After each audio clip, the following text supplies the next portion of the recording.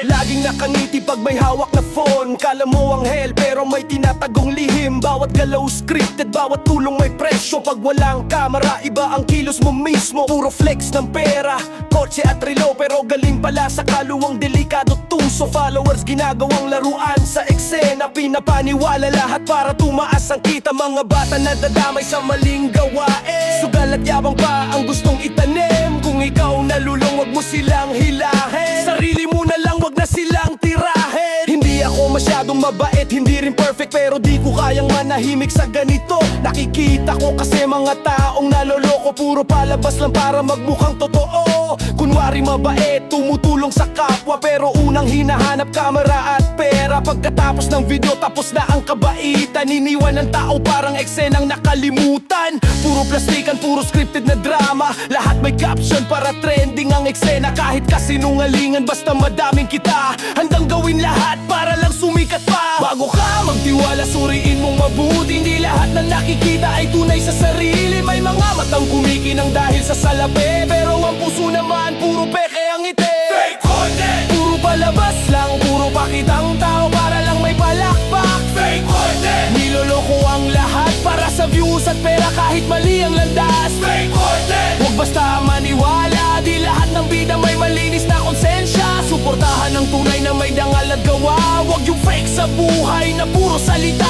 Lahat naka-upload pati pagtulong sa mahirap, pero pag wala ng views biglang nawawala agad. Mga followers ginagawang negosyo, habang ang katotohanan tuluyang natatago. May pa-inspire quote pero ugali baluktot. Sa likod ng kamera ibang mukha ang suot. Kaya mga tao wag basta padadala, hindi lahat ng sikat ay dapat tularan pa. Di ko kailangan ng kakampi para magsalita, mas okay ng totoo kaysa plastic na bida. Kaya kung susuporta ka, piliin mong tama, yung may tunay na puso, hindi puro eksena. Bago ka mag-follow, isipin mong mabuti, baka sa dulo pagsisisi lang ang kapalit. May mga idol na magaling lang magsalita, pero ang totoo nililigaw ka pala.